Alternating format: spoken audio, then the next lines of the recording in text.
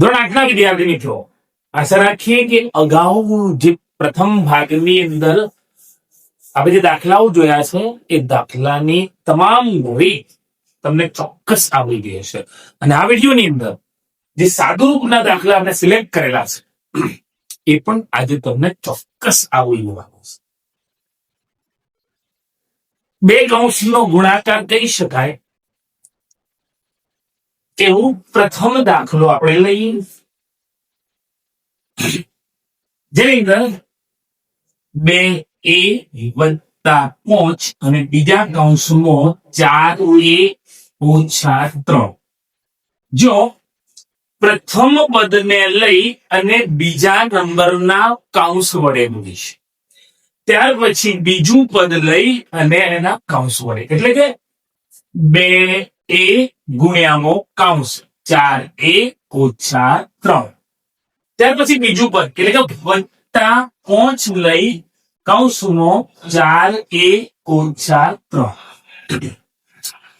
પ્રથમ પદ લઈ અને કૌંસ, બીજું પદ લઈ અને કૌંસ.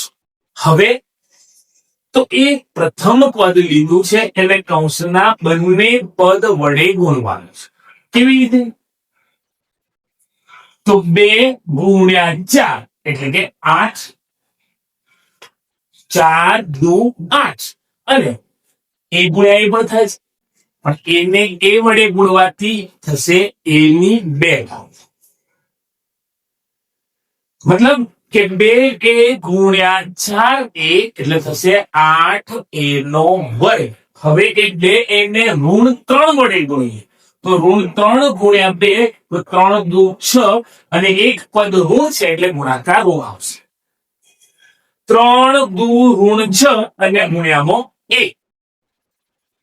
એ જ પ્રમાણે બીજા જો 5 ગુણ્યા 4 તો 4 ગુણ્યા 20 અને ગુણકમાં 1. ફરીથી સમજો મિત્રો, પ્રથમ 2a ને 4a વડે ગુણ્યા, 2a ને ઋણ 3 વડે ગુણ્યા, હવે 5 ને લઈ 4a વડે ગુણ્યા, હવે 5 ને લઈને ફરી 3 5 કરી 15 અને એ પણ ઋણ. કેમ ઋણ? તો વત્તા 5 ગુણ્યા ઓછા 3 એટલે કે વત્તા ગુણ્યા ઓછા જવાબ આવશે ઓછા. અહીંયા માત્ર 2 જ પદ સજાતીય છે. એક એના વર્ગ વાળું પદ છે, એક સંખ્યા વાળું પદ છે, બાકીના 2 પદો એ વાળું. જેમાં વત્તા 20a માંથી 6a બાદ થશે, એટલે કે 8a નો વર્ગ અહીંયા રહેશે વત્તા 14a. ફરી એકવાર, એક પદ વત્તા છે, એક પદ ઓછા છે, તો બાદબાકી થશે. મોટા પદમાંથી નાનું પદ બાદ થશે.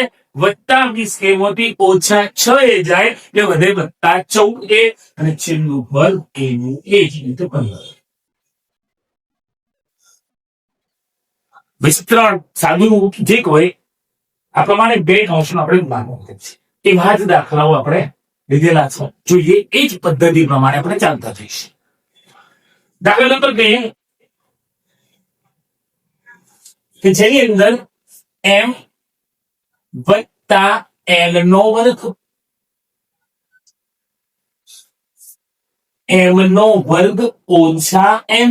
જો આપણે ગુણાકાર લઈએ તો પ્રથમ પદ ગુણ્યા 3, પ્રથમ પદ તરીકે m કૌંસમાં m નો વર્ગ ઓછા m વત્તા n નો વર્ગ ગુણ્યામાં કૌંસ એટલે કે m નો વર્ગ ઓછા n.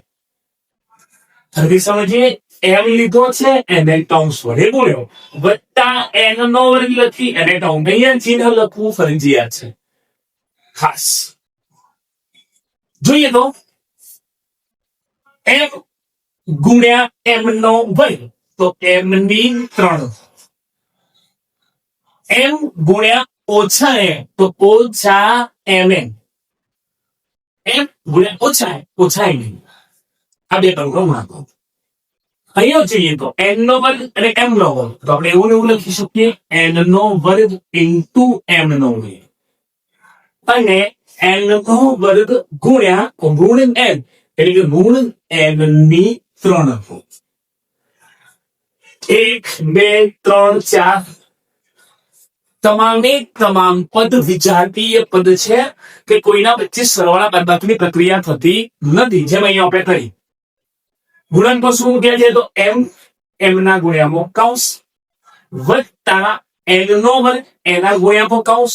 જો m ને m ના વર્ગ વડે ગુણીએ તો m ની 3 ઘાત, m ને n વડે ગુણીએ તો mn, m નો વર્ગ અને m નો વર્ગ બંને ગુણાકાર હો વત્તા ઓછા ઓછા n નો વર્ગ અને n તો m ની 3 ઘાત.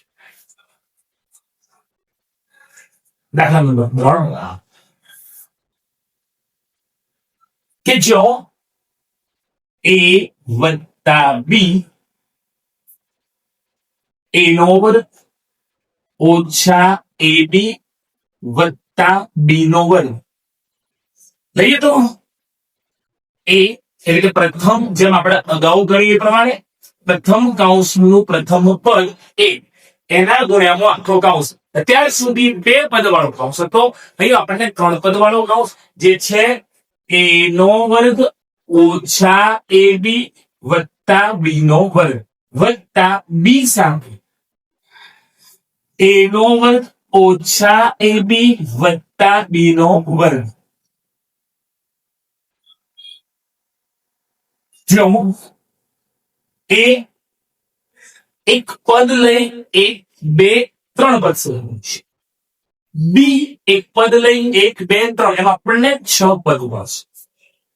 ચલા મિત્રો 6 જોઈએ તો a ગુણ્યા a નો વર્ગ તો a ની 3 ઘાત વત્તા ગુણ્યા ઓછા તો ઓછા a ગુણ્યા a નો વર્ગ અને એના ગુણ્યામાં b. એ પ્રમાણે a ગુણ્યા b નો વર્ગ એટલે થશે ab નો વર્ગ.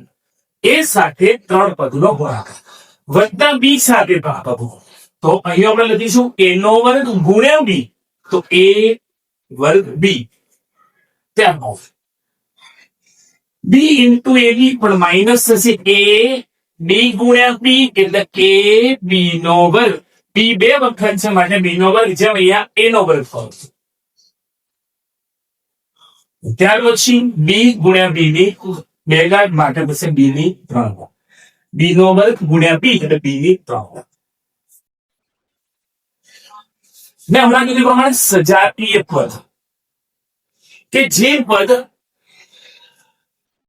નો આધાર અને ઘાતાંક સમાન હોય એ પદ સજાતીય. જોઈએ અહીંયા a નો વર્ગ અને b એવું કોઈ પદ છે તો હા, આ છે ઓછા a નો વર્ગ અને b, અહીંયા છે વત્તા a નો વર્ગ અને b વત્તા ઓછા બંને 0 થઈ જશે. 0 થઈ જશે. એ માઇનસ a ના વર્ગ b માંથી પ્લસ a નો વર્ગ b નો એટલે 12 થશે અને 0. અહીંયા પ્લસ ab નો વર્ગ માઇનસ ab નો વર્ગ બંને એકબીજામાંથી 0 થઈ જશે. તો વધીશું તો a ની 3 ઘાત વત્તા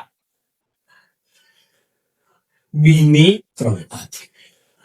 મૂલ્ય મળે છે a ની 3 ઘાત વત્તા b ની 3 ઘાત. પહેલા અને બીજા દાખલા કીધો, ત્રીજા દાખલામાં શું ફેરફાર છે? તો ત્રીજા દાખલામાં પ્રથમ 2 પદનો બીજા કૌંસના 3 પદ સાથે ગુણાકાર છે. જો આપણે પ્રથમ પદ લઈ એટલે 3 પદ વાળા કૌંસ વડે, બીજું પદ b લઈ અને 3 પદ વાળા કૌંસ વડે આપણે ગુણીએ. ત્યાર પછી જેમ પ્રથમ 2 દાખલામાં 2 પદ સાથેનો ગુણાકાર કૌંસમાં, તો ત્રીજા દાખલામાં થોડા આગળ વધી 2 પદ વાળા દાખલાને ગુણાકારો 3 પદ વાળા કૌંસ વડે ગુણ્યા છે. થોડા આગળ વધીએ તો અહીંયા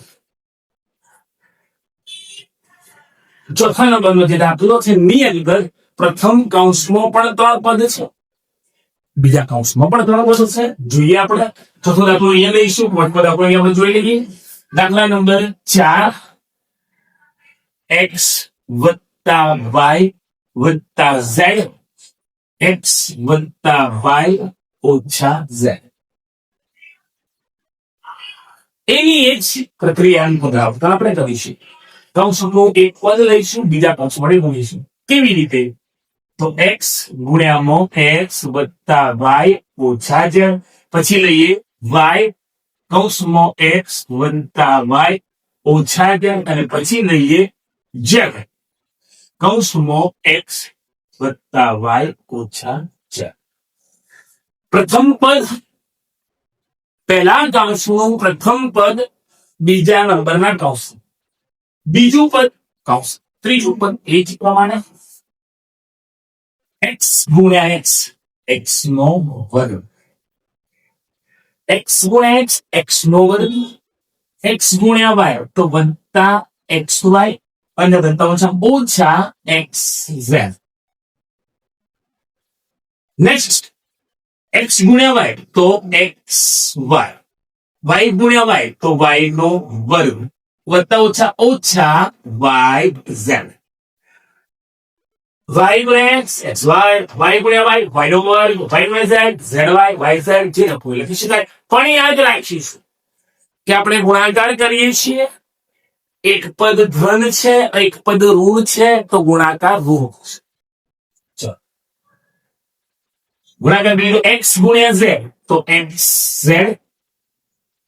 y ગુણ્યા z તો yz અને z ગુણ્યા z તો z નો વર્ગ. જેમ અગાઉ ત્રીજા નંબરના દાખલામાં કહ્યું એ પ્રમાણે મિત્રો અહીંયા પણ સજાતીય પદ જોઈએ, વત્તા xy મોથી વત્તા xy xz xz yz આવું આપણને પદ આપ્યું છે. તો કયા પદને સજાતીય પદને આપણે એકબીજામાંથી દૂર કરી છે જોઈએ તો વત્તા xz માંથી ઓછા xz થતા રહેશે, વત્તા yz માંથી ઓછા yz થતા રહેશે, તો વધ્યું છે xy અને બીજા વર્ગ વાળું મતલબ તો x નો વર્ગ વત્તા y નો વર્ગ ઓછા z નો વર્ગ અને એક વખત xy વત્તા એક વખત xy, એક વખત xy વત્તા એક વખત xy એટલે થશે 2xy. મતલબ કે બે સજાતીય પદનો આપણે સરવાળો છે. દાખલા નંબર 5 કે m નો વર્ગ ઓછા n નો વર્ગ 2m વત્તા n. જેમ આપણે પ્રથમ દાખલો શરૂ કર્યો તો એક પ્રમાણે મિત્રો બે કૌંસ અને એ પણ બે પદ વાળા બે કૌંસ, બે કૌંસ બે પદ વાળા શું લખીશું? હા, પ્રથમ કૌંસનું પ્રથમ પદ ગુણ્યા કૌંસ, પ્રથમ કૌંસનું એટલે કે પહેલા કૌંસનું પદ કયું છે m નો વર્ગ એને કૌંસ, n નો વર્ગ એને કૌંસ આપણે ગુણીશું. જોઈએ તો m નો વર્ગ કૌંસમાં 2m વત્તા n માઇનસ n નો વર્ગ કૌંસમાં 2n વત્તા n. પ્રથમ પદ ગુણકમાં કૌંસ, બીજું પદ ગુણકમાં કૌંસ. જો m નો વર્ગ ગુણ્યા 2m તો 2m ની 3 m નો વર્ગ અને m એટલે m ની 3 ઘાત થશે. એક પ્રમાણે m નો વર્ગ અને ગુણકમાં m છે માટે m નો વર્ગ m, આ બે પદનો ગુણાકાર થવું પડશે. હવે ખાસ નોંધ લેવું કે m ના વર્ગ વડે કૌંસને ગુણવાનું છે, પણ એ l નો વર્ગ એ ઋણ છે, પરિણામે કૌંસના જે પદ સાથે એ ગુણાશે એનું ચિહ્ન બદલાઈ જશે. મતલબ કે 2m જે ધન છે ઋણ થઈ જશે તો માઇનસ 2m અને n નો વર્ગ એ ગુણાકાર. એક પ્રમાણે વત્તા ઓછા n નો વર્ગ અને n તો એ થશે n ની 3. અહીંયા હું કોઈ પદ સજાતીય નથી. કેમ? એમના 3 ઘાત વાળું પદ જે બીજું કોઈ પદ એવું છે ને, n ની 3 ઘાત વાળું પદ જે બીજું કોઈ છે નહીં. મધ્યમ પદમાં વાત કરીએ તો અહીંયા m નો વર્ગ અને n છે, અહીંયા n નો વર્ગ અને n છે, માટે એક બંને પદો વચ્ચે કોઈ સરવાળા ઘાતાંકની પ્રક્રિયા થઈ શકતી નથી. મિત્રો ખાસ સાદું કે વિસ્તરણના આ ભાગ 2 માં આપણે મળ્યા અને દરેક દાખલો એ પ્રકારનો કે હવે આપણને પેપરમાં આ પ્રકારનો વિસ્તૃત કે સાદુરૂપનો કોઈ દાખલો ચૂકશે નહીં અને અગાઉના વિડીયોમાં આવતી રીતોનો પણ કોઈ દાખલો પેપરમાં છોડીશું નહીં, કારણ કે તમામ રીતો તમને આવડી જવાની છે અને એ જ રીતોના દાખલા તમારા પેપરમાં પૂછાવા.